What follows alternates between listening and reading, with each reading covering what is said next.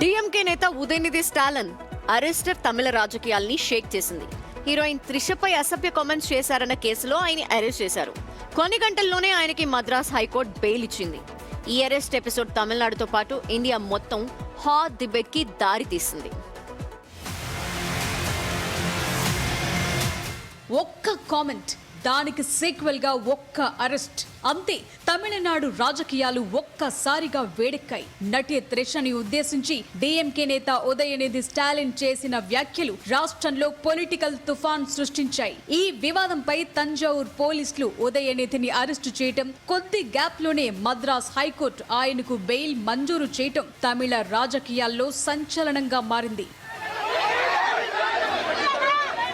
తంజావూర్ సభలో కావేరీ జలాల వివాదంపై మాట్లాడుతూ టీవీకే ప్రభుత్వ తీరుపై ఉదయనిధి విమర్శలు చేశారు. ఆ సమయంలో కొందరు కార్యకర్తలు త్రిష అంటూ నినాదాలు చేశారు. దాంతో ఆయన డబుల్ మీనింగ్ వచ్చేలా అనుచితంగా మాట్లాడారు. తరువాత తాను చెప్పింది కావేరీ నీళ్ల గురించేనని వివరణ ఇచ్చారు. కానీ ఆయన చేసిన కామెంట్స్ సీఎం విజయ్, హీరోయిన్ త్రిషని వ్యక్తిగతంగా కించపరిచేలా ఉన్నాయంటూ విమర్శలు వెల్లువెత్తాయి. అది కాస్త రాజకీయ దుమారానికి దారితీసింది.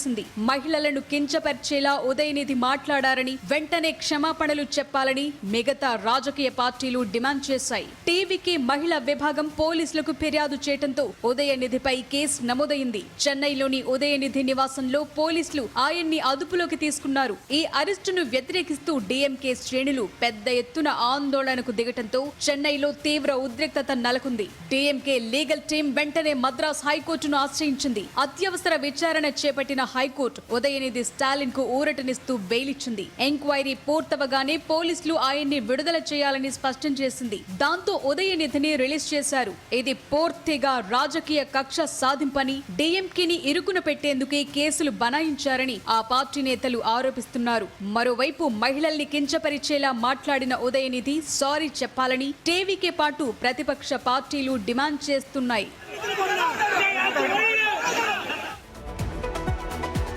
బెయిల్ వచ్చిన తర్వాత ఉదయనిధి స్టాలిన్ సంచలన కామెంట్స్ చేశారు. నాకు భార్య ఉంది, నా భార్యతోనే కలిసి ఉంటున్నా అని అన్నారు. ఒక కూతురు, ఒక చెల్లెలు ఉన్నారని గుర్తు చేశారు. తాను ఎక్కడా డబుల్ మీనింగ్ తో మాట్లాడలేదని, రైతులు పడుతున్న ఇబ్బందులపై చాలా స్పష్టంగా సింగిల్ మీనింగ్ లోనే మాట్లాడానని చెప్పారు.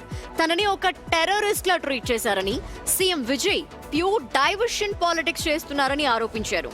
అసెంబ్లీలో ప్రతిపక్షాలు అడిగే ప్రశ్నలకి సమాధానం చెప్పలేకే ఇలాంటి అరెస్టులు చేస్తున్నారని మండిపడ్డారు.